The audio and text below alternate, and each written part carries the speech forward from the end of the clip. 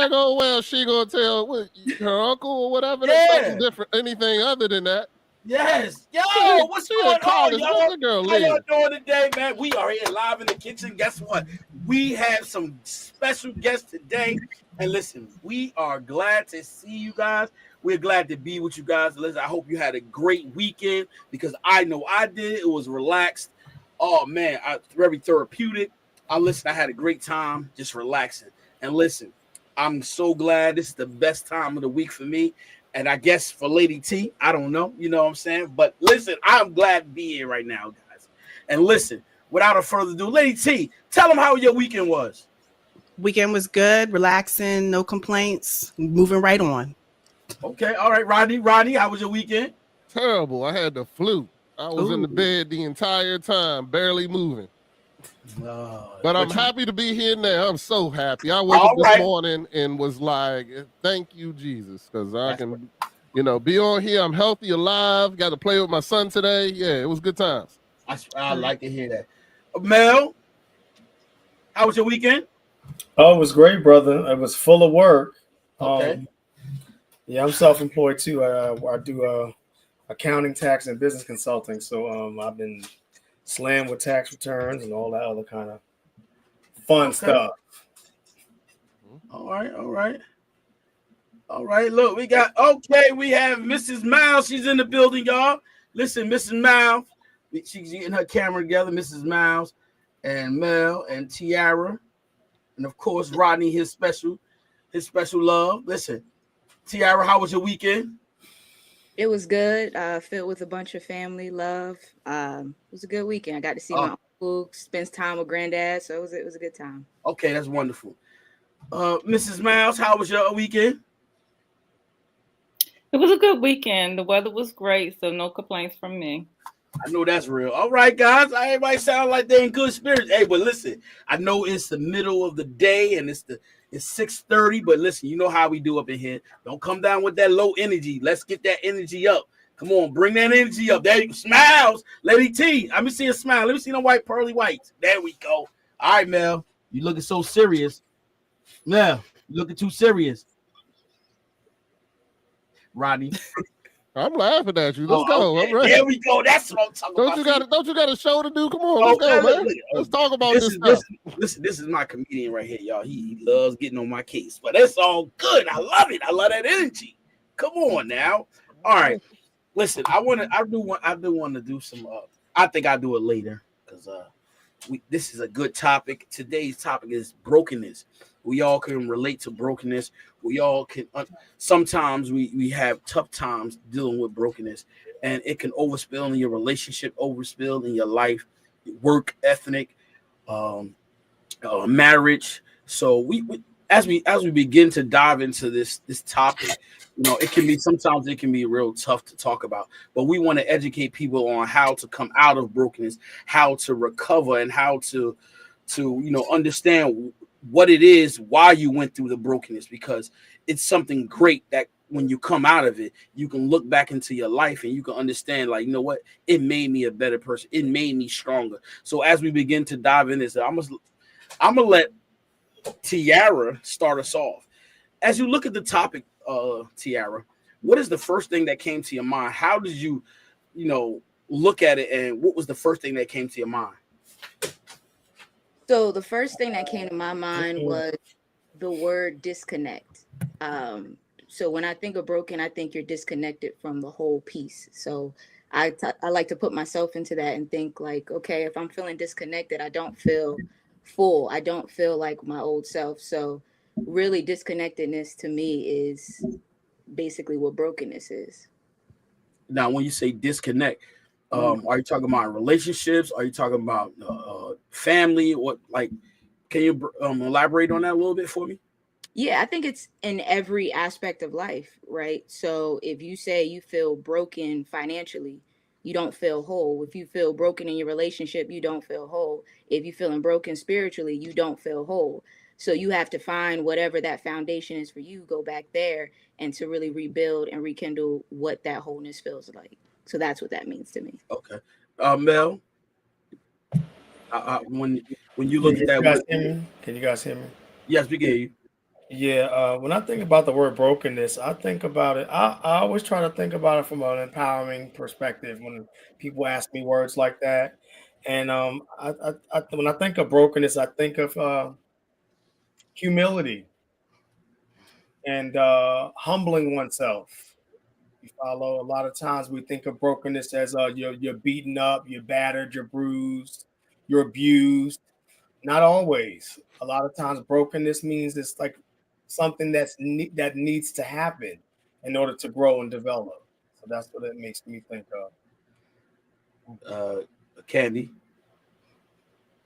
how can you describe it? Okay, brokenness for me, the definition for me is a void or incompleteness within you. That's what brokenness is for me. Okay. Lady T? Everything that everybody said is exactly how I feel about brokenness, but I also look at it as an opportunity for healing. It can be overwhelming, but there can be a profound healing and growth and transformation that can come from brokenness. So I think brokenness is a time of opportunity to reflect and look at self to see what it is that needs to be put back together, and come back into a wholeness. But it does have an opportunity for transformation. Okay. Rodney?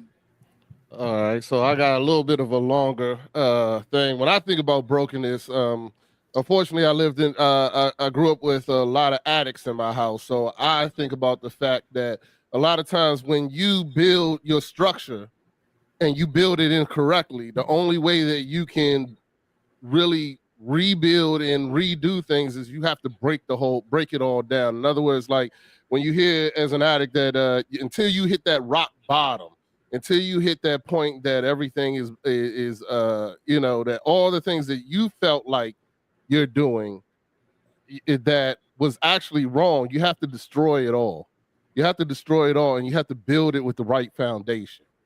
And to me, brokenness is usually how God does that, because you have built it your way and you think that your way is the right way. Well, until that actually gets broken down, then you have to rebuild on God. And that is one of the things that that I had to go through. So that's what I feel about brokenness. Okay. Tiara, can you explain to the audience, have you ever had that feeling of being sad and broken, or when I say broken, something that was real traumatic, and you now look at and you look at yourself and you say, you know what, wow, I overcame that. Is there something in your life that you can talk about that's not too private? Yeah. Definitely. I would say, honestly, a lot of people don't think about this, but in college, that transition from being in high school to then becoming a young adult, I'm surrounded by so much temptation. I'm not sure who I am. So I felt broken, especially because I wasn't I wasn't accustomed to hearing a lot of no's, because in my life I had heard yeses. Oh, yes, you got the job. Yes, you got this. Yes, you got that. But then when I got to college, I started hearing a lot of no's.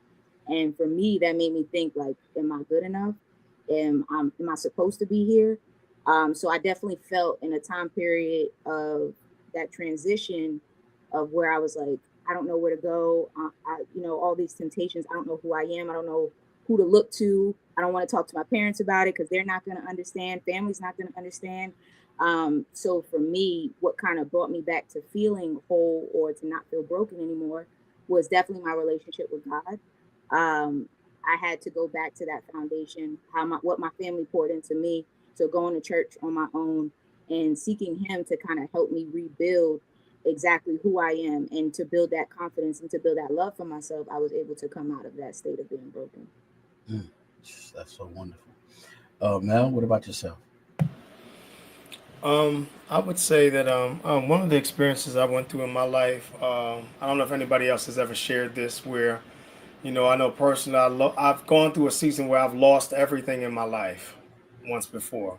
After losing a job, losing a home, losing a car, literally have to start all the way from the bottom to kind of come back up to the top again.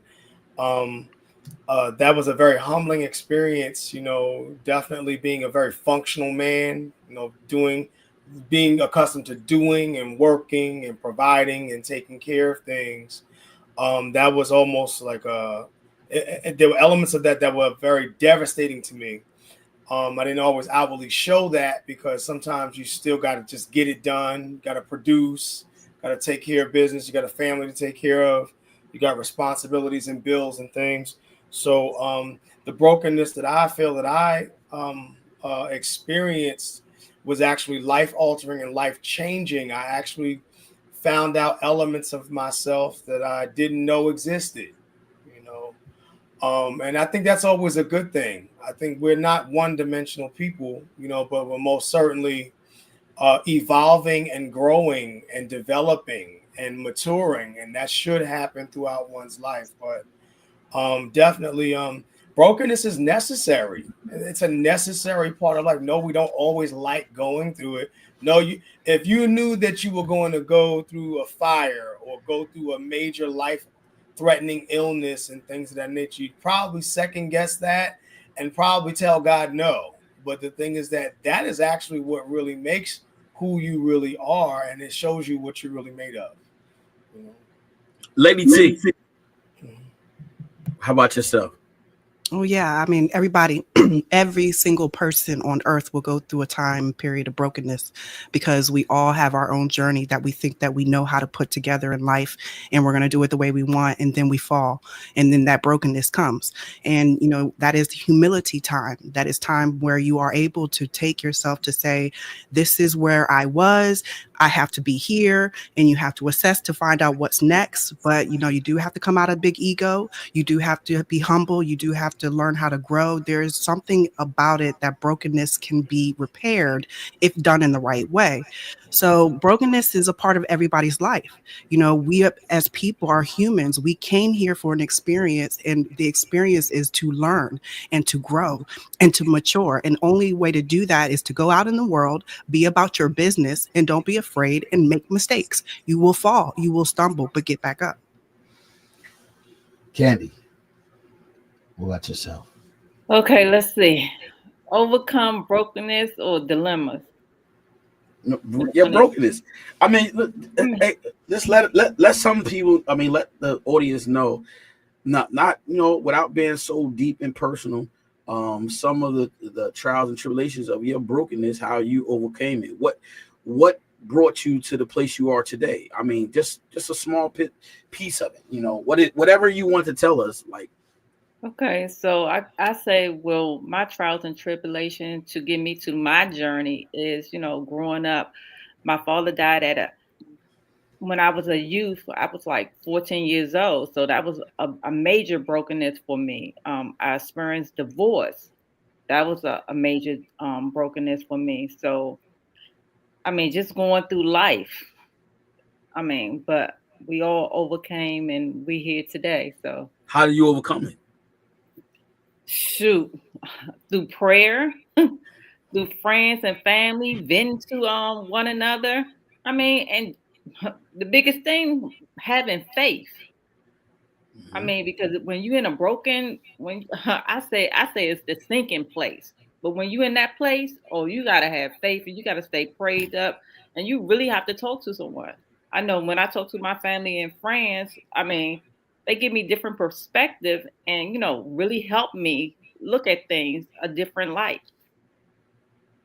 Okay, Rodney. Well, through my life, I've gone through several moments of brokenness. I really actually consider brokenness also a moment of transition. It's a time that God is breaking you down to bring you to the place that you really need to be next. Like everybody's kind of mentioned that. Tierra mentioned that she's in a moment of transition right now in college, where she's now becoming an adult. Mel mentioned that he went through the tradition of losing everything and rebuilding from the beginning, and even in Candy, the same thing. The same thing is for me. I own my own business. My business partner sold a portion of my business behind my back. I had to then sell my business and start all over. there was a point of that it was a moment of brokenness for me. You know what I'm saying? And I had to really, at that point in time, I turned to alcohol. And then alcohol became the thing that was supposedly getting me through. But you know, that wasn't the real thing. And then later on in life, and even right now, you watch my podcast is a week by week of watching a transition go through.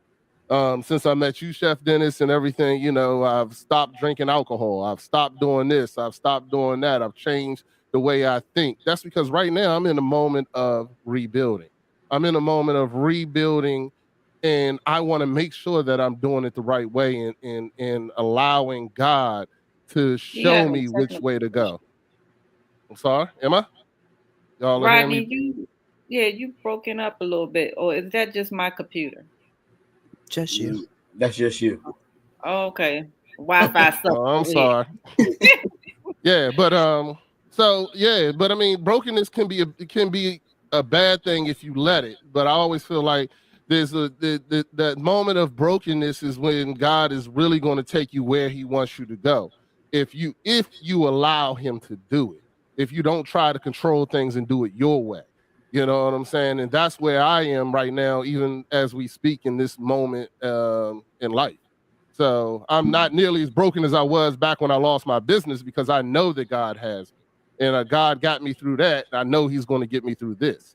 So, you know, it's just something that I really feel that it's at the end of it, at the moment you're in it, it feels like it's a very terrible thing. But once you get through it, as long as you let God guide you, you know, it's going to be actually something awesome, because you're going to be in what you're going to be in. I'm trying to remember the word that my co-host used yesterday, but you're going to be in that moment of where God really wants you to be, you know. So there you go.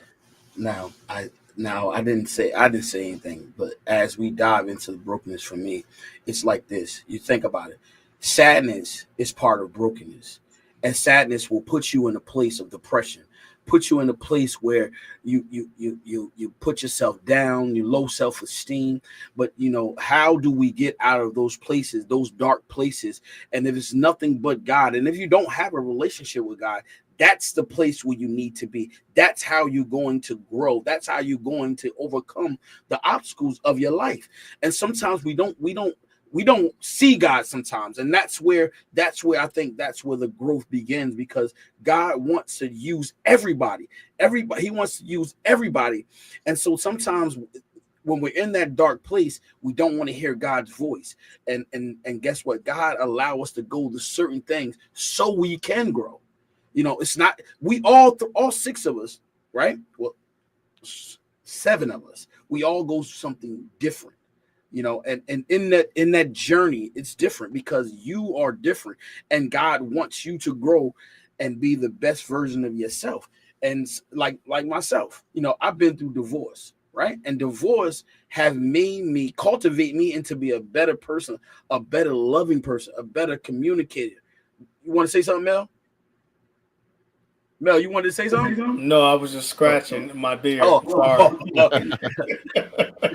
A better communicator, a better a person of understanding. Also, even in this platform, I'm very transparent.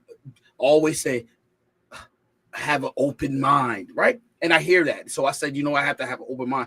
It can't be one way. It can't be just one track thinking. It has to be open minded. It has to be, you have to be transparent. And you can't be transparent. You can't have an open mind if you're in that sunken place. Like Candy said, you can't, you're in tunnel vision, and you don't want to be in tunnel vision, because then you can't hear nobody. You can't hear God's voice.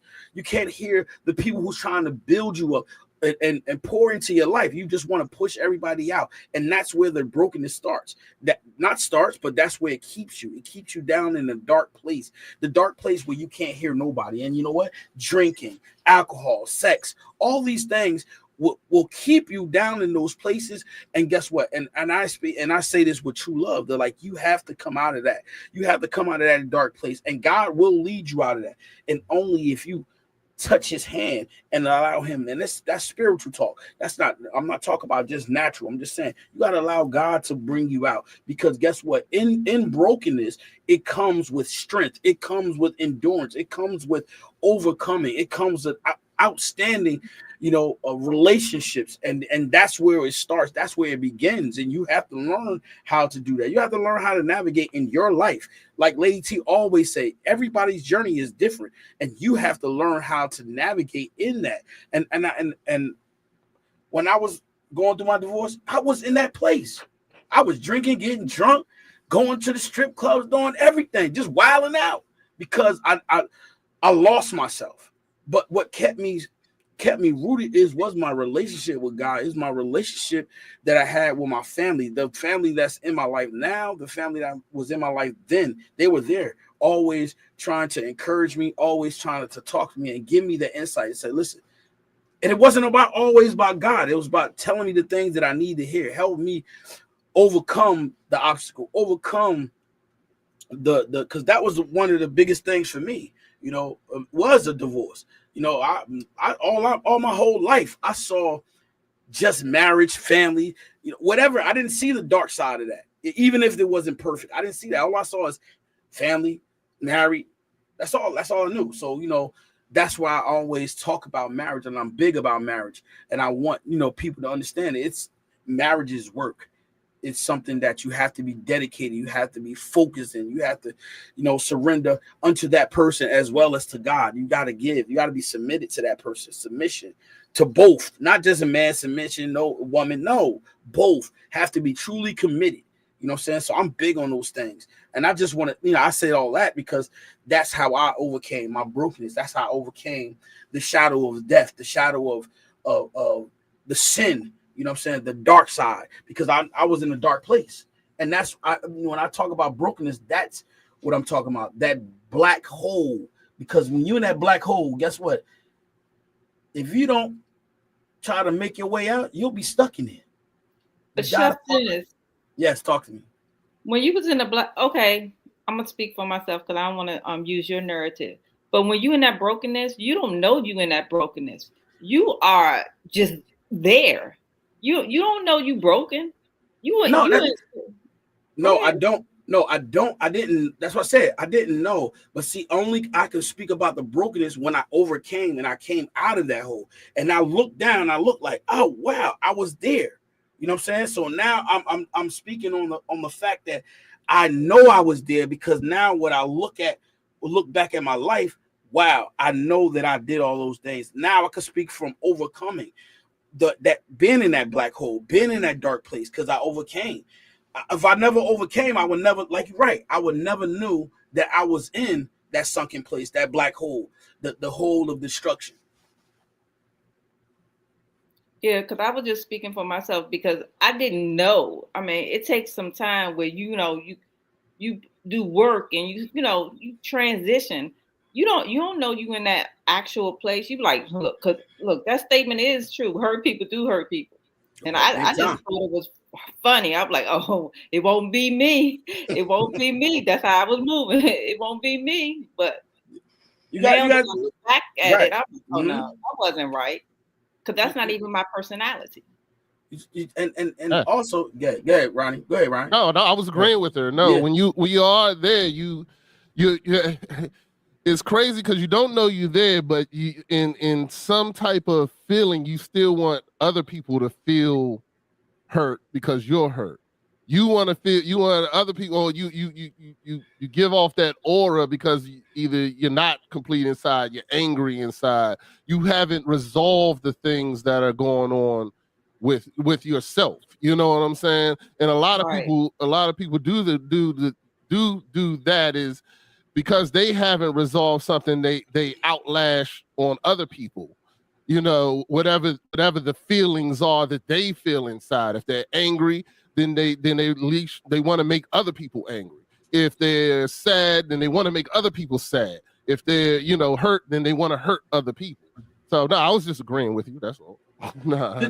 And as we talk about this, we all look into our lives, this personal life. Your life is personal, but look, here's the thing. Just look at your relationships with other people.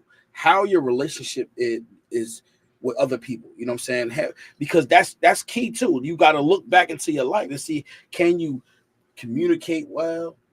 Are you a communicator? Are you like, you like to be to yourself? And then when you're by yourself, are you communicate with someone that you can trust? Because guess what? Nobody likes to be alone. Some people do. I just want to say that because I don't want nobody to be offended. They like to be alone. I don't know, but Well, I also feel that people transition. Lady T, that was to you, Lady T. We knew that. We knew that, but Lady T, I wasn't going to since he put a shot at you, Lady T. I love shooting. I love shooting back, Lady T, because he was the one that said that he was open-minded, and I didn't know who that was. Mm-hmm. I was like, I ain't even say nothing because we got company, but I was totally shocked when he said he was open-minded. Mm-hmm. So I'm still we're gonna let that go. Hold up, you wasn't listening? Wait, Rodney, his alter ego is open-minded. hold up. Yeah, you wasn't listening? You wasn't listening? Apparently we met the open-minded Chef Dennis that he's so proud of. Yeah. I don't know that guy. Oh, wow. But, we're going to go ahead and keep on going. No, we got a show. Go ahead. This your show, sir. I'm sorry. Don't let me take it. Mel, you want to say something? Yeah, this we do, Mel. We laugh. We have a good time here. Go ahead, Mel. Go ahead, elaborate on something. No, I'm just enjoying you guys on tonight. I like freestyle conversation. Yeah, I mean, it's very authentic. It's very pure. It's from the heart. And no, I'm just enjoying myself. I'll chime back in. Just keep talking. Okay. So let me say something since you came at me. Okay. There is a time when people need to grieve their loss, their disappointment, their trauma. It's a mourning time. There's a time when you have to separate yourself from the world or people and have your grieving, because this sadness, sometimes, brokenness has a reason that we just might not understand, that you have to take a step back and just really be by yourself and reflect, go to God, do whatever it is spiritually healing to do what you need to do for yourself without anybody, or other stuff out there to kind of influence you. So, being alone is necessary. You need you come to Jesus moments when you're, quietly with Jesus, God, whoever it is that is your savior, to put whatever it is you need in your life. You need those times. But, disconnecting from people, you have to seek connection. You have to have no isolation to last forever. So I understand that. But there is a time for everything where mourning has to happen, where you just are grieving and you take your time to have your healing process. Of course, yeah. That we definitely. I think we all agree to that. When it's time to mourn, it's time to mourn. But we don't say sit in that, forever. Right. Right. Like you said, when you get hurt, when somebody hurts you, you got to heal from that. It depends on you as the individual how long it takes for you to heal from that. Whether even if in mourning, it depends on you as the individual. How long do it take for you to be healed from that sadness? Because at the end of the day, everybody deal with sadness differently. Everybody deal with mourning differently. So yeah, definitely. And sometimes it is. I was joking, but sometimes it is important to be by yourself, because guess what? When you have a lot, even the positive people that's in your life, when you have those positive people, sometimes they're distracting because you can't focus on your task that's at hand. You know what I'm saying? So it's good and it's important to be by yourself sometimes. And that's why when God says pray, find the quiet place. Just you and him. That's it. Nobody. I mean, and when it's praying with others, yes, but sometimes you have to have that intimacy with God that's private. That's just you and God, and you listening. God speaking to you, and you just listening, and that you can hear him crystal clear. So yes, it is important to sometimes be in your quiet time just by yourself. So I would just let me add to that too. So I said earlier, it's all about transformation, and it is all about transformation. We're going through a stage in life with the world that we are transitioning into new age. I'm going to say new age because ages change. Time is changing. So we're going into a new life, and people are rattled. People are fearful. people are discomfort. And you have to know how to get out of that transition. I think self-compassion is very important, embracing the vulnerability of what you're going through.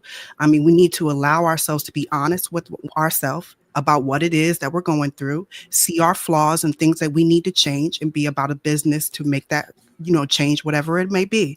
Everybody has something different, but that is our time to engage in healing in ways that we can connect with God, our source, to know that where we are going in the direction, we're trusting him, whoever that is going to provide.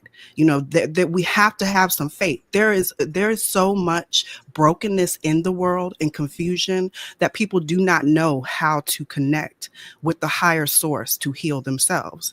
And you have to do it alone.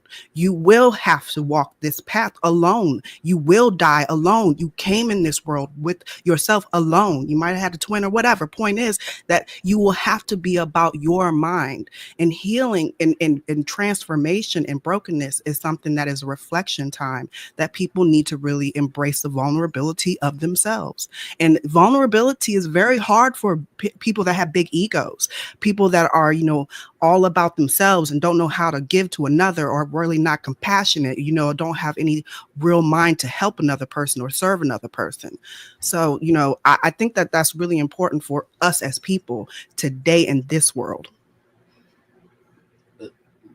Tiara, you want to add to that? Yeah, I think overall, just what everybody has been saying, it kind of made me think of a quote. God will never give you a life where he's not needed.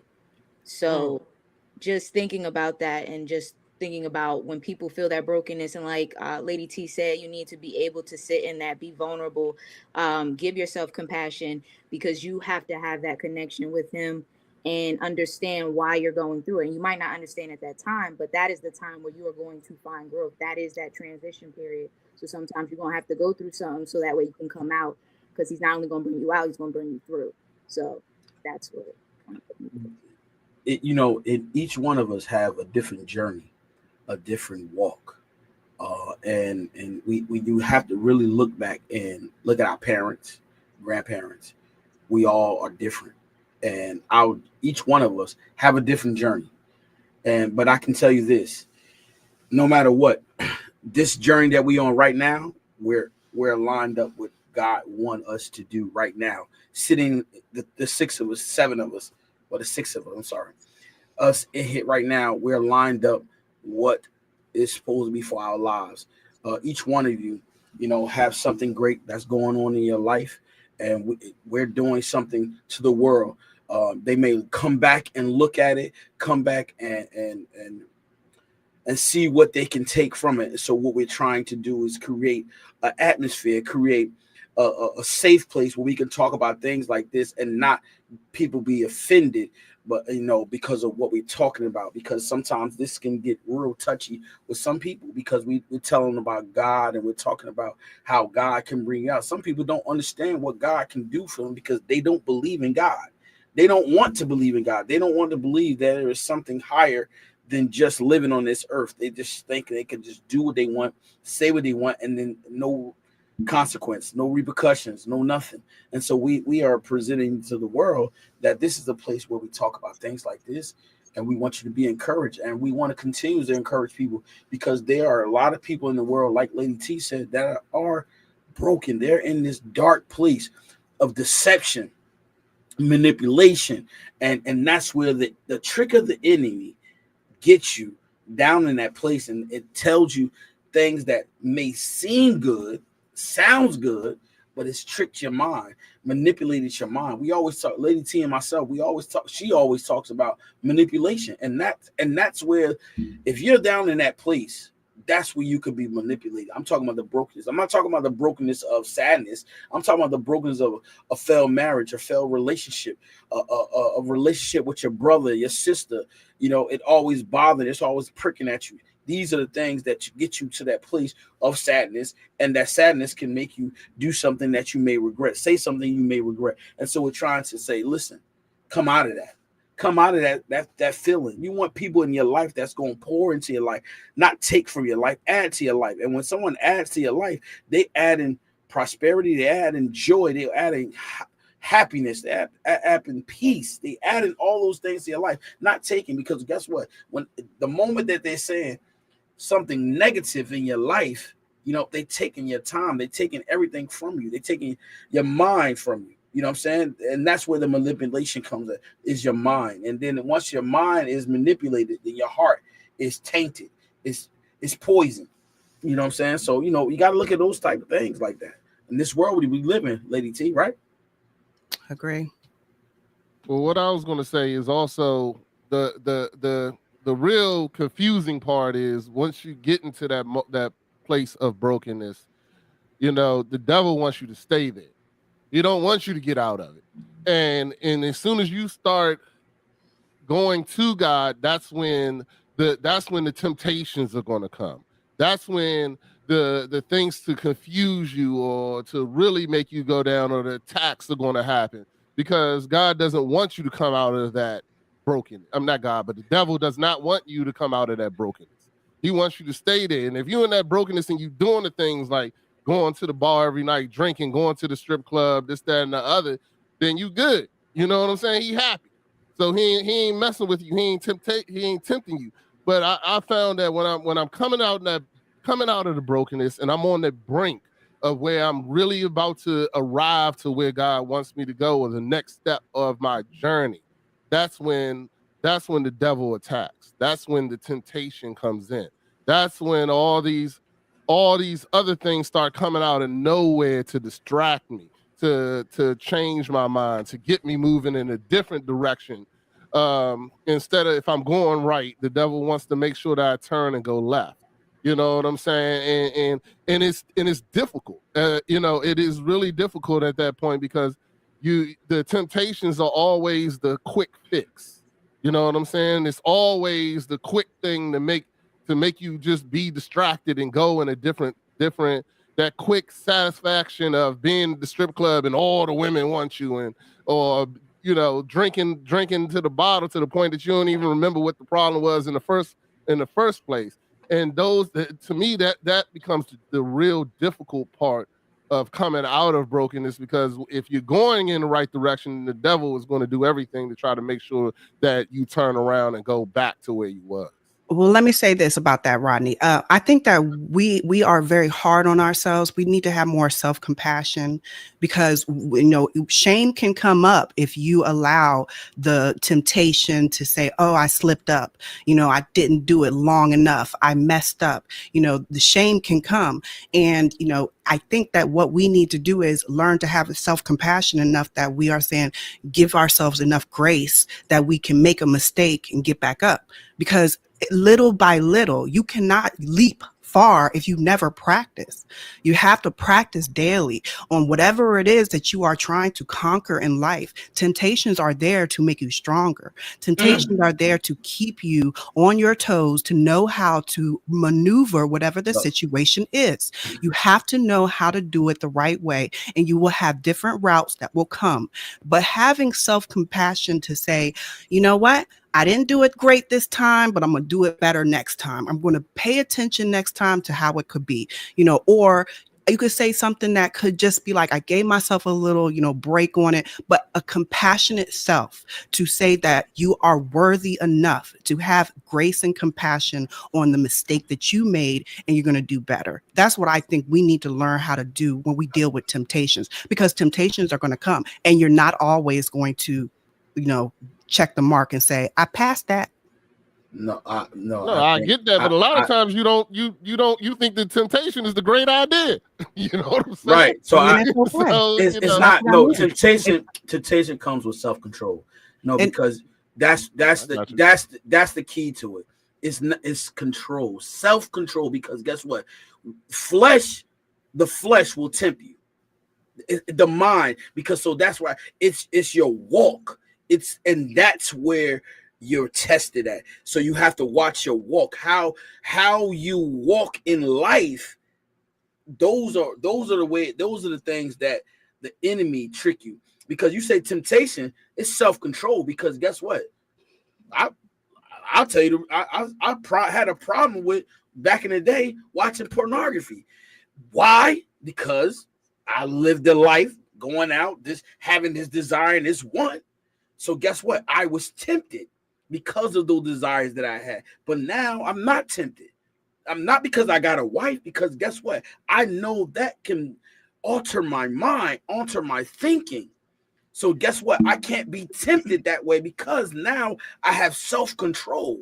But you did not leap to that level. You had to take baby steps. And that is the point. Self-control comes with practicing. I realized. Self-control. Huh? Self-control comes with practicing. No, you not practice. Not yes, practice. You have to. If you think that you're going to have self-control over every single thing that you want to change in life immediately, just like that, it don't work like that. That's not how life will work. Working towards your goal means that you have to do it over and over, repetitive times. But you know you could be tricked. Of course you can. It's like it's a test of life. When you tricked, hold up. When you tricked, right? Mm-hmm. When you're tricked, right? That you don't have no conscience of that. Sometimes you're tricked, so you're manipulated. So if someone manipulates you, guess what? Consciously, you like, oh shoot, now you realize I did that. So guess what? You'll be the fool to go back there and do it again. You're constantly doing that. That's a habitual offender. You keep doing that. So guess what? We're not saying that. We're basically saying you can be tricked into doing things. You can be tricked into, going into the temptation, but then you learn your lesson. You will know how to maneuver the next time. That is what I'm saying. Self-control comes when you have a revelation and understanding of the situation. It has to have meaning. Self-control can only come when there's meaning in the heart and the mind of whatever the situation may be. That is when you know that you will be able to have self-control, because that it only takes, a realization. It's like when you realize what you did and you shouldn't have done, then self-control can come together. It's like, spirit and soul are saying, we're connected on this and we're going to move forward and upward. So did anybody want to say something? Oh yeah, I want to add something. Go ahead. Y'all got me fired up a little bit. All right. But no, I was going to say that what we should be really striving for is consistency and balance. Okay, when it comes to these type of things. One, if I ever hear anybody say I ain't perfect, the thing is that we are not perfect. We are subject to error. We will have temptations, we have flaws, we will fall, we will miss the mark, we will not measure up. It happens. The goal is to learn from the experiences, and not only learn from the experience, what is the value that God has placed in this to help me reach my destiny and purpose. Follow? So like when we talk about the concept like brokenness, that was kind of the main concept, the main thread of this conversation about brokenness. With brokenness, that's not only meant for you to feel sadness or shame or whatever other feelings that come with that. But the thing is that it is meant to empower you. It's meant to build you up. It's meant to broaden your horizons. One of the things that God had to share with me, because I'm a man of faith as well. So the thing is that when I look at pain and suffering and brokenness and going through, I'm not looking at it as, why me? Why this? Why now? I had dreams. I had aspirations. I had goals. I have people I'm trying to meet, places I'm trying to go. No, the thing is that I'm going through these things for other people. A lot of times I'm kind of the one that's being crucified for God to be glorified. You follow? Yeah. So the thing that is not necessarily about me, the going through is not necessarily about me. It's about the people that I'm called to. It's that the people that God designed and have intended for me to reach. Because the thing is that we all have a very, in your case, Terrell, it's almost like in the cooking and culinary environment, you got some people that would never hear about church or never hear about God or never hear about relationship with God, that I would never be able to reach because of the fact I have my own sphere of influence. You follow what I'm saying? So it's almost like knowing your lane and knowing your place and staying in your lane and doing what you are called to do. I'm not here to do what the other guy's called to do, or what you're called to do, or what any of these ladies are called to do, in that regard. So the things that I have to always look at it is that I'm learning as I'm going through these experiences to be content, to be patient, you know, because God's trying to work some things in and out of us when we're going through. So what is the revelation God is trying to give to you about what you're going through? You are a vessel that he is using to be a blessing to other people. Follow? So that's how I try to always kind of look at going through. That's also a sense of encouragement. Sometimes, like how the Bible says how David encouraged himself. This is one of the manners and ways in which I learned to encourage myself, because there's going to be people that's not going to always be there. Mm-hmm. You want to, you have, sometimes your mother may fail you, or your father may disappoint you, or your family may turn their back on you. Your best friend may stab you in the back. What are you going to do? That may be a point of brokenness for each individual on this line, or we all have experienced that to some point. But the thing is that, learning to be consistent, learning to be faithful, learning to be long suffering, and learning how to endure. You have a lot of people who are just very weak-minded, or just very the why me, the why this, the why that, and you're gonna have to go through a little something that toughens you up. Most certainly, we want to be empathetic. It's not a broad brush for everyone. We want to be empathetic. We want to be sympathetic. We want to be understanding. We want to be gracious. We want to be merciful. We want to have those things, but we want to be balanced with that, So that's all. Ooh, beautiful. That was beautiful. Candy, you quiet today. What's going on? No, I'm just taking in all this resources and information in this organic conversation. Okay, all right. Rodney, so quiet today.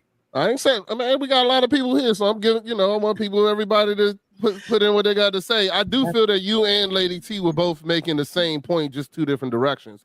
Lady T, I do believe that yes, you do have some things do take time. Some things you're going to have to practice. You will make mistakes and things like that, but I mean, it's going to get you to that point where finally it's time to stop. Like it's not anything. It's I've been on the show and I bring this up because this is the most recent thing that I've been battling, and that's alcohol. But just like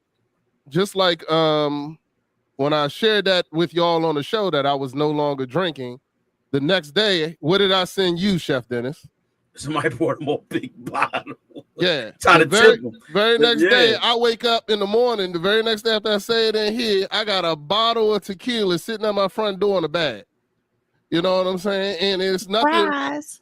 And it's nothing but and that's exactly that's what I'm talking about. When you're on that precedent, that's what the devil does. You know what I'm saying? Because I told y'all I wasn't doing it, and it took me practice. Like before I made the announcement to y'all, I didn't buy alcohol. And I said I won't bring alcohol into my house. I started there.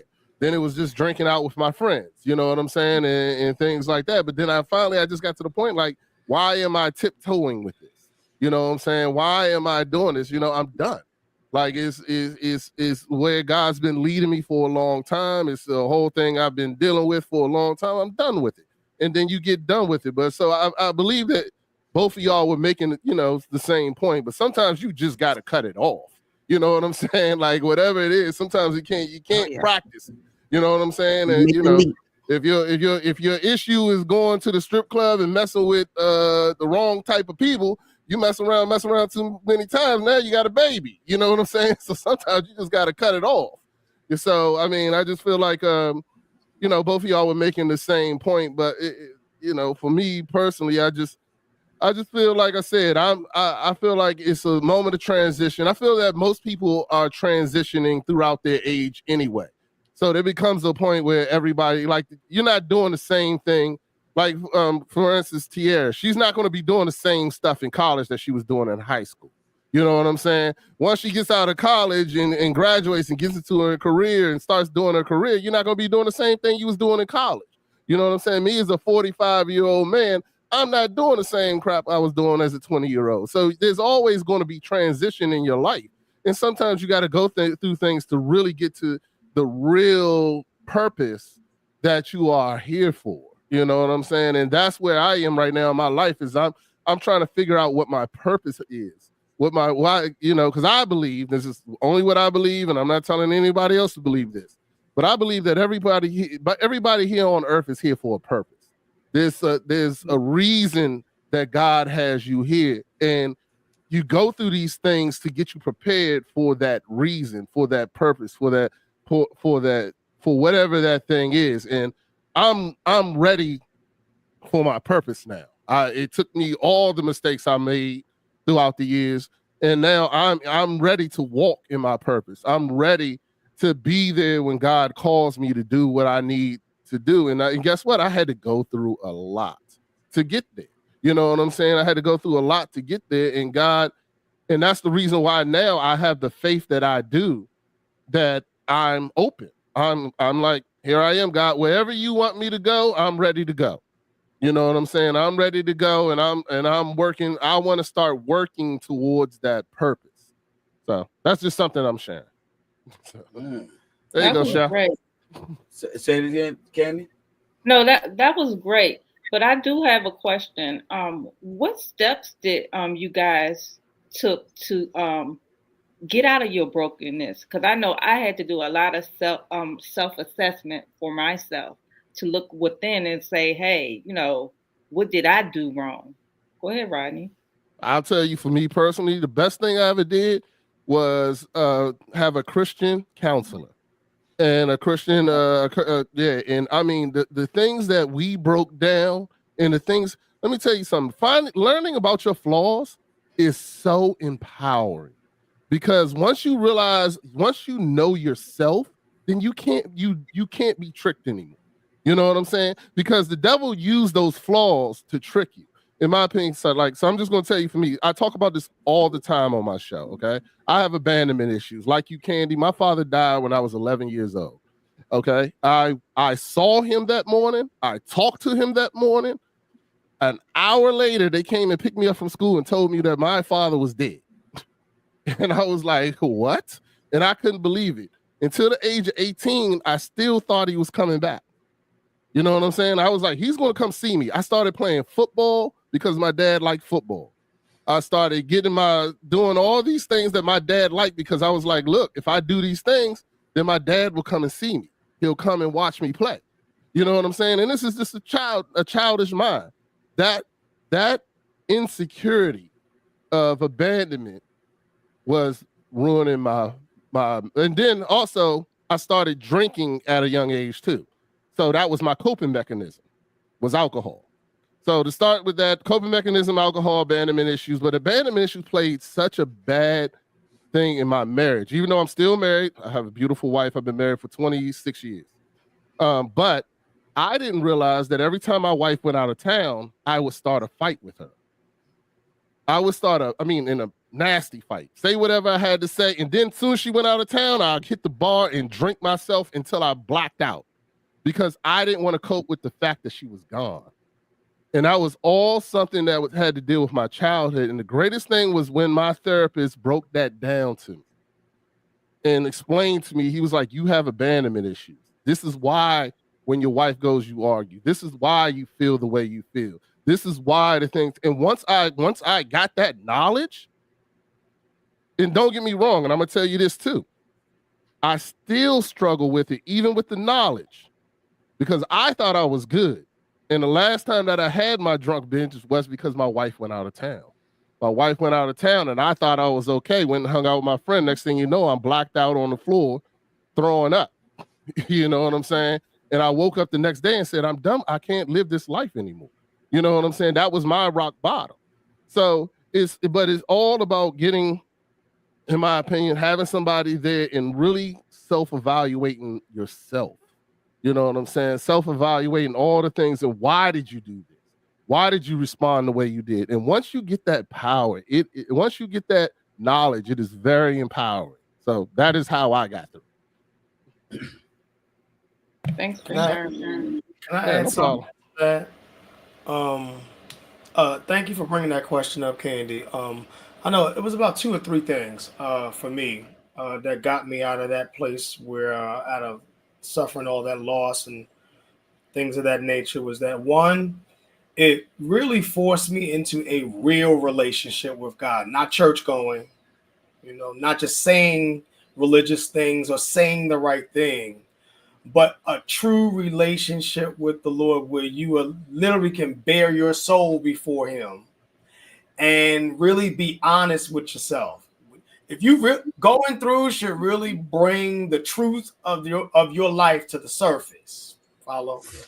If you're an ugly person, if you're a nasty person, if you're mean, if you're you bring harm to yourself, you know, you're always saying a contrary word, you gossip, you this, you that, it should bring all of that ugliness to the surface, because of the fact that that's when you're really dealing with the real issues of your life, and you're able to get that stuff out the way, mature and grow, and really get into your God-given destiny and purpose, because it's beyond ourselves. One of the things I talk to my clients about in my business is that when I talk about business consulting and stuff like that, is that I said, one, if you run the business, you need to know who you call to, what you're called to do, and who you are called to. When you go through, especially major life-altering and traumatic events, there's a reason why God specifically chose you, and why he chose to take you through that to reach your destiny and purpose. It's not just by no happenstance. It's not just because he has nothing else better to do. There's some things he has to allow, not just because you're disobedient. No, that's kind of immature. Not just because you're disobedient, but know where what I've called you to, and where I'm taking you to, and who I'm going to be using you with. This is necessary.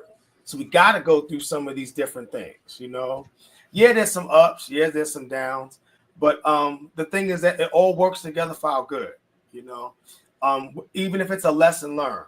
But definitely, it really showed me the ugliness in my life and who I really was that I didn't tell anybody else about, right? Number two, it helped me to understand that all these experiences and these things that we go through, it lets you know that it is greater than yourself.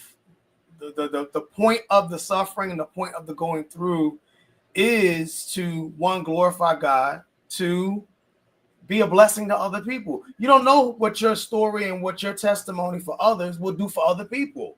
Just because of the fact that we're sharing these various experiences about brokenness, about our various life struggles, and we all got them. Don't you sit here and say you don't, because yes, you do. We all got something we are processing through. Okay, big time, yes, sir.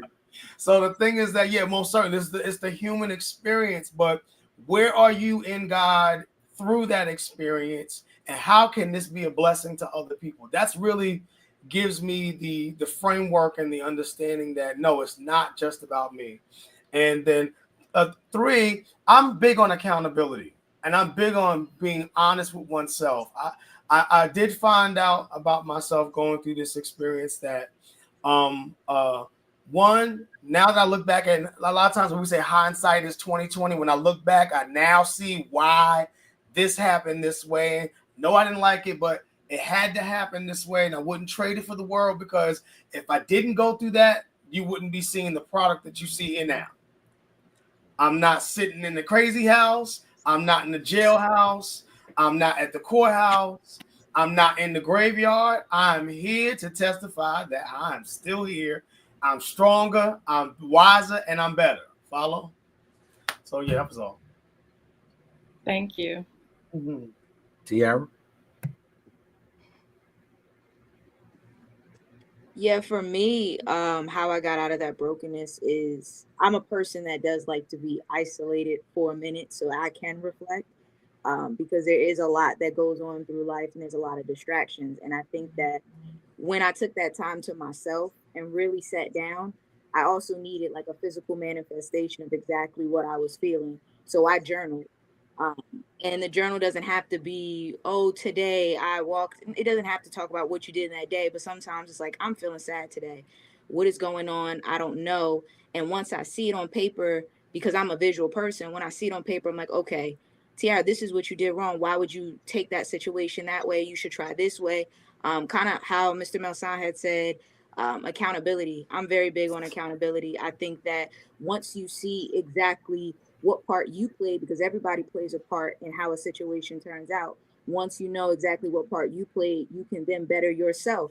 Not saying that you can change anybody else's side or what they did, But as long as you can continue to grow, you're going to understand how to navigate certain situations and actually understand how to navigate with other people who may be on different paths, because we're all on different journeys. We're all in different points in our lives. So I would say journaling, taking that accountability, and also that isolation, taking that time for yourself, and also going in a quiet place. You could take that time with God as well.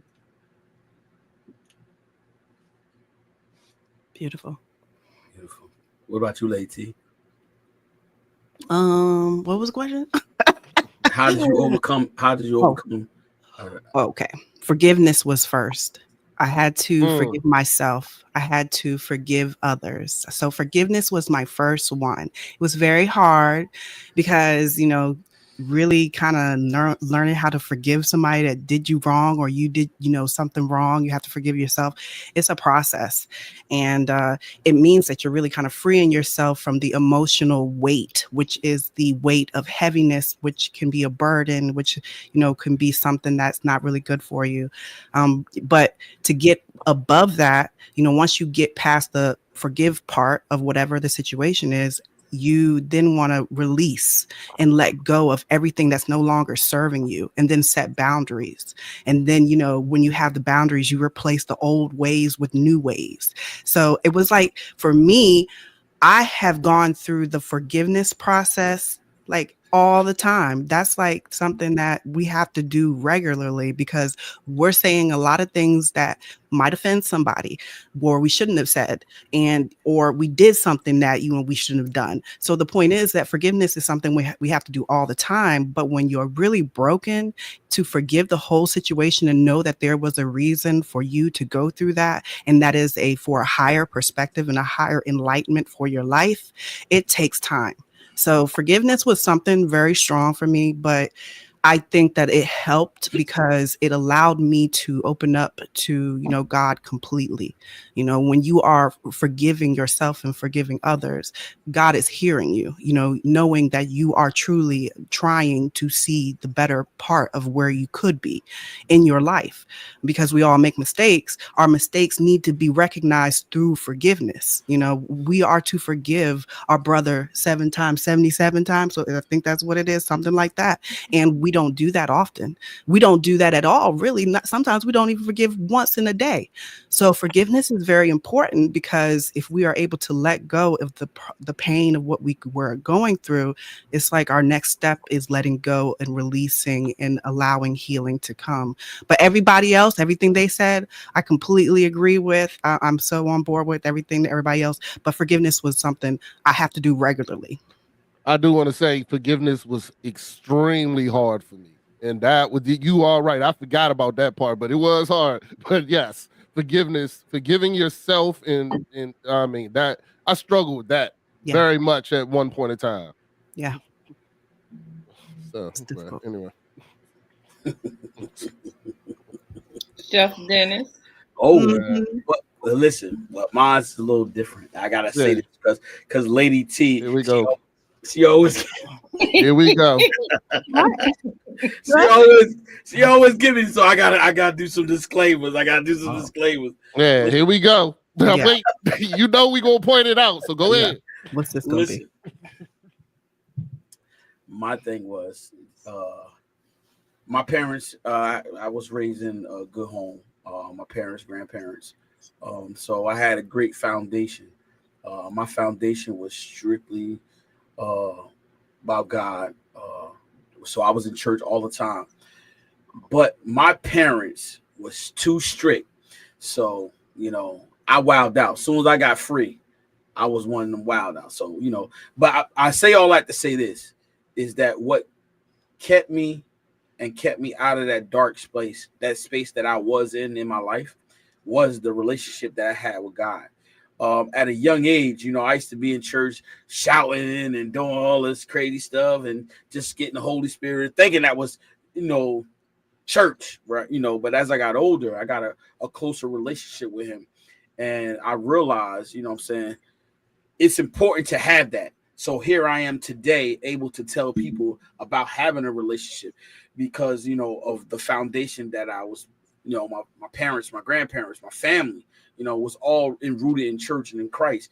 So here I am, today, And that's how I was able to, because God had a calling on my life. I did some crazy, wild things in life. And as I look at my life, and I say there was things where things could have turned out ugly, but because God had a calling on my life, he allowed things to happen. And I can see those things and see how, God really had his hands on me. It covered me. I'm not saying that I'm special, but I'm saying that I realize and understand that God had a call on my life. So what kept me from that dark place is having that relationship with Christ. And that's how I overcame the dark cloud that was over my life, because, I was walking down a dark path because I struggle with things, what I'm saying? Friendship, family, abandonment.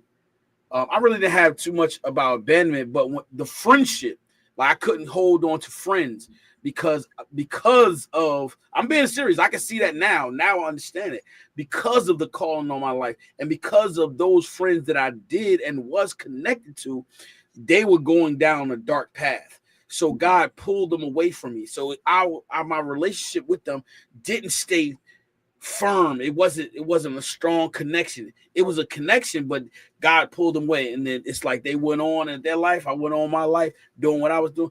But growing up, I didn't have a lot of friends because of the calling on my life. And I honestly see that now, because now I have, a special circle that's around me that we all pouring into each other's life. See, I didn't know nothing about pouring into somebody's life. I was always taking something. I always had my hand out. Let me get this. Let me get that. I never was a giver. I didn't have the heart of giving. I didn't have compassion. I didn't have those things. Like I said, I was a taker. I took everything. And whatever I could take, I wanted it. You know what I'm saying? Whether it was taking something off the table, taking some change off somebody, I just did all those things. I was mischief. And so, like I said, I say all those things to let you know that it was the relationship that I had with Christ at a young age. So it was definitely a seed sowed in me to that point. And so so how did I overcome it? That's how I overcame it. And for the ones who are grown and older that don't have a relationship, you still can get a relationship in this time and age. In this season, you still can get a relationship that can overcome the hurt and overcome the pain and the suffering. It's not easy. It's not easy to have that relationship. It's not easy to live for Christ. It's tough because we battle with the flesh and the spirit. So it's hard to do those things. But guess what? If you endure, you'll come out. If you endure, you'll, like Lady T said, Rodney, Tiara, and Mel, the transitional is prosperous. The transitional is something that's going to be greater than the suffering. You know what I'm saying? That's the overcoming part of it. So how did I overcome that darkness? Is my relationship with Christ. So I say that to say all of that, to say that I love this opportunity to say that. I never really get on this platform and talk about my testimony. So I'm gonna give you an opportunity. I'm gonna say about my testimony. I really don't talk about. I really don't, share this on this platform. But I got away from that, and I'm going to say this. And here was a great story to show you about my selfishness, because I was selfish. I didn't think about others. The smallest thing, I didn't think about others. Now I have a giving heart. Me and my dad, we had this back and forth thing. And I was high on my kite. I was getting everything. New marriage, car, everything, new house, everything, right? So my dad asked me to use my car, brand new car. I was like, yo, nah, Dad, you can't use my car. Just like that.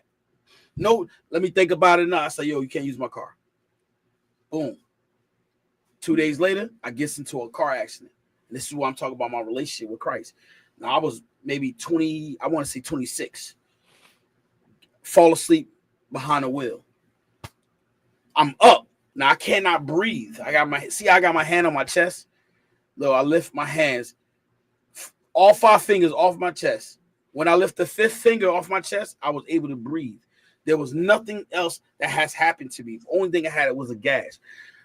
So I say all that to say is that, that's how I came out of my darkness, how I came out is having that relationship. Because guess what? That was the time I was supposed to be dead. Like, if you'd have saw my car, you guys are like, yo, you walked away from that? You know what I'm saying? That's was the root of me coming out, having that relationship with Christ. That's the moral of the story for me. You know, just having that relationship. Okay. Chef Dennis, I'm glad that you mentioned foundation, because foundation is very important. If you don't know, I'm an inner city girl. I grew up with 3 uncles and my mother is the oldest. So this showing your emotions and your feelings, like, you know, when I used to be young, I used to cry all the darn time. So they be like, oh, stop being a crybaby. So I turned into a tough girl. And I realized I carried that in my darn relationship, because showing your emotion was weakness. And that's something that I'm trying to break now, to be more vulnerable. I don't always have to be tough. I can be, you know, vulnerable. So I'm working on that. Okay, Hey, that is a lot. That is a lot that they've been telling us for years. That you can't cry, that you can't do this, especially males. I know what you feel. I know exactly what you're talking about, because that's something we definitely talk about all the time on my podcast, is about the lie of you know, you got to be tough, this, that, and the other. It's called what is it called? Emotional intelligence. The thing about our society, our culture, is that we don't teach emotional intelligence. We don't teach how to deal with your emotions. We just tell you to, you know, suck it up, or go, you know, go do something, or pray it away. And don't get me wrong, prayer is great, but we really, and that's something that I preach all the time. And I just want to say my real quick spiel is that we need to be teaching our kids how to deal with their emotions. Just because your child is sad, you need to be able to talk to them about why they're sad, how to deal with that sadness, how to get through it. Because the problem with, I know for me, and most, I'm just going to speak for me. For me, is the only emotion I was allowed to show was anger. I wasn't allowed to show any other emotion but anger. You know what I'm saying? And the thing about it is, when you hold all those emotions up, all it does is build up till the only emotion that you're able to show is anger. If you don't know how to express yourself when you're going through something, and express yourself so that people can understand and work through it, then what comes out is anger. People go out and do stupid things because of emotion. 9 times out of 10, every time you do something stupid, there is an emotion attached to it. So, that's just my opinion. Oh, so I have a question real quick. I like that you brought up emotional intelligence. That is the big phrase for, you know, having an understanding of our emotions. Did they teach that in high school? No. Okay, it's a college thing. That's what I'm thinking. Am I right, Tiara? They teach it in college? Yeah, because I kind of remember hearing no, emotional intelligence is not taught in college either. That's a new thing. That's new. Yeah. That's a new terminology. That's new. It's new to us. It's new to us. They probably do it in college. Rodney. Listen. I got Rodney. I got 5 brothers, 5, and we all different. And guess what? Crying, we cried. We fell, yes. Guess what? But let me tell you something. The part that we all miss is if no one taught you, there is a time to cry versus a time not to cry. It's just that simple. It's a time to cry, and it's not a time to cry. If you fail, get up. Guess what? You fail. You're not gonna sit there and wow, oh, I fell, oh, I hurt, because guess what? That's mental. That's get up, wipe it off. Now keep on playing. But exactly what you just explained is the opposite of emotional intelligence. What you just demonstrated is exactly what the problem is. But I'm gonna let you go ahead and talk. But hold up, you saying to me that well, listen, if my son fell, you fail. You fail. That's the reason he's crying. Why you're not asking him? Hold on, wait a second. Are you okay? He fell. and you're going to tell him to get up. You're not going to let him register the fact he just hurt himself. You know what I'm saying? Like there's still a process. You can't skip the process. Okay, now and this is a different show. We can have a different show. I'm ready for this one. Don't worry. I talk about it all the time. But go ahead. Oh man, you want to say? Go ahead, man. Come on, my bad. Come on, John. No, I'm not saying nothing. No, I'm scratching my nose. Exactly. No, that was something I had to learn. No, I can chime in real quick. What you just broke down was exactly what's wrong with our culture. But go ahead. Nah. I agree with you, Rodney. I do. No, I've seen both sides of the fence. The thing is, I know a lot of us kind of came up under that very strong and sometimes wrong approach where, like, I know that there are times like there's members of my family, younger members in my family who are a little bit more sensitive or a little bit more emotional. And it was almost like, again, finding that delicate balance, understanding how they communicate and understanding how I'm trying to communicate what needs to get across to them and finding that nice little seesaw sweet spot. So the thing is that, hey, I'm honoring and I'm understanding and I'm acknowledging where you are and how you process, but I'm also trying to bring you to a higher level and hold you accountable at the same time. So it's almost like they're just trying to find that delicate balance. But yeah, the things I see where you both are kind of coming from. I mean, I came up under that kind of mindset. All right, you fell down. All right, brush it off. All right, toughen up. You're not even bleeding. You're not even bleeding. You're not even bleeding. Hey, Rodney, listen, because that could become. I'll break it down when y'all ready. Go ahead. I'll let y'all finish though. Hold up. Because what you're doing is you're making my example. So go ahead. Hey, Rodney, you're talking to a man that I know what it is to cry. So you can't tell me that that's not the case because I know what it is to cry. I cry. You can't tell me I'm weak. I'm weak. No, I'm just saying. No, I'm not talking about you. You're the only person that put weakness and crying together. I never did that. I'm not directing to you. I'm saying that you can't tell. I'm just not to you. It's not directly to you. I'm saying that no man could tell me because I am high functioning when I feel like I gotta cry because I listen to music and sometimes it touched my spirit. I'm crying because guess what? I start reflecting. See, and so some people don't understand that. I'm reflecting on, saying how I was brought up, how I overcame. So I'm reflecting. So now I'm crying. But guess what? I'm not gonna go go out to the club and I'm be sitting there and get all emotional and cry. I didn't say nothing like that. Some people get like that. Some people get like that. That wasn't a good example. Go to the club and cry. Oh, where that come from? I said that because some people are emotional no matter what. Some men are very emotional. And what's wrong with that? What's wrong with what? What's wrong with being emotional? My goodness. Yeah. Going to the club and sitting there just talking about get all sad and sitting there and so let me ask you a question. If you went to the club and some dude was crying, would you think he was weak? Yes. Okay, well then there you go. You're not emotionally intelligent. Yes. That is what you're saying. Go ahead, Tiara. We want to hear you. Go ahead, T. Yeah, I think Uncle Terrell, what you're saying, okay, I do understand. Like Mr. Melson said, there is two sides of the fence. You're thinking about it from a standpoint of like, why you crying, you on the ground, because that's what we're accustomed to. That's what we were brought into.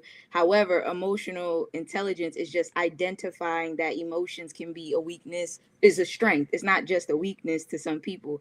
Based off of your situation, yes, you don't need to cry. However, some people can only get through that situation by crying and understanding what that is. It's just you identifying the emotion and what it is. That's it. And look, and watch this. And I am not saying that's not true, but that's why there is a season for sadness, and there is a place to when you if you go into, like I said, there is a place where you're gonna cry alone. If you're feeling that way, not in public.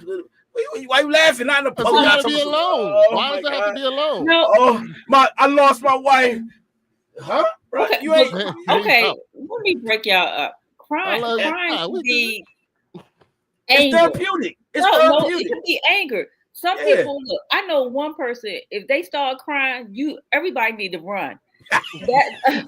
They about to hit the level, they about to blow up. It's about to be something about to go down. So everything is not crying is not always sensitive. It can be anger. Okay, I get that. I receive that. Yep. Be anger. Very be good anger. point, Candy. Yeah, it could be anger, vicious. And women Mhm. like Ralph Tresvant. We like sensitivity. Yeah. Oh Lord It's about Jesus. sensitivity. It's just that the fact that if a kid falls and cries, and our first response is get up and shake it off, that's the wrong response. And that's just to be honest.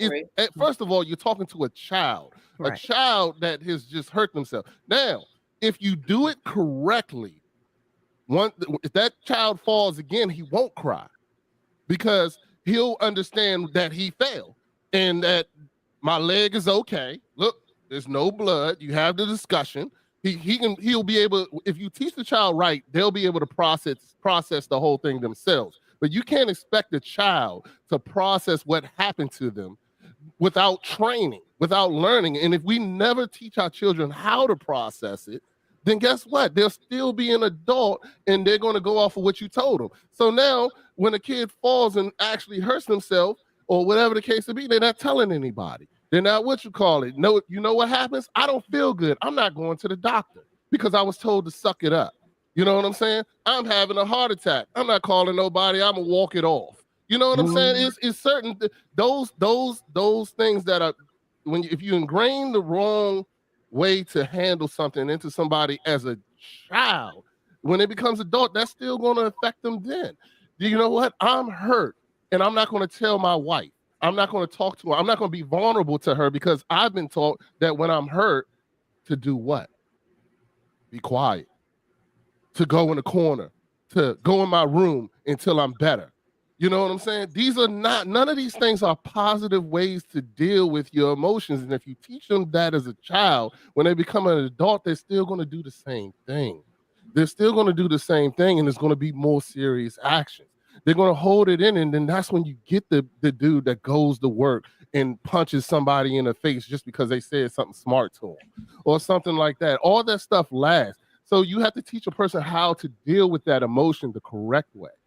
All right, collection plate. We passed in the collection plate, y'all. That was beautiful. I don't know how we got here. I don't know how we got here, Lady T. But that was beautiful. I'm passing the collection plate to everybody. It's called dad mentality for a reason because I'm trying to change the mentality of us as Black men. To be honest with you, you know what I'm saying? I'm trying to change that to be able to talk to your child opposed to chastise your child. To be able to, and don't get me wrong, I grew up in that. My coach, I got hit one day and I daggone split a rib. And my coach goes, "Are you hurt or are you injured? Because if you just hurt, get up and get in the next play." You know what I'm saying? And I mean, I was really hurt. And guess what? I didn't go to the doctor and this, that, and the other. And I still suffer from it now. You know what I'm saying? So, I mean, it's still things that we can do things. And I'm not saying that we can do things better as a culture. That's all I got to say. And I'm done. Let's move on. Let's go back to brokenness. I apologize. All right. We got here and I'm sorry. That's my boy, y'all. There you go. That's the better way of saying it. You know what I'm saying? It's better. No, it's the right way. You're going to give me my credit. No, I'm not giving you no credit on that. Now. The collection plate is in your shoulders right now, right on you. Better, okay? Right. Yeah, Tiara's going to get it. I can see her. I'm proud. You know what? I'm proud of you as a young Black woman. I mean, you're very intelligent in the things that you're saying, and you're light years away from me when I was in college because I was an idiot. So I'm gonna say that right now. So I'm proud of you, and I just met you. So I'm very proud of you. Thank Tiara. Tiara is in her what year, T? I am in my last year of law school. Year of law school. Amen. Listen, congrats. And man, she's on the road to victory. You know what I'm saying? I am so proud of her as an uncle. She's always been bright, always stayed focused.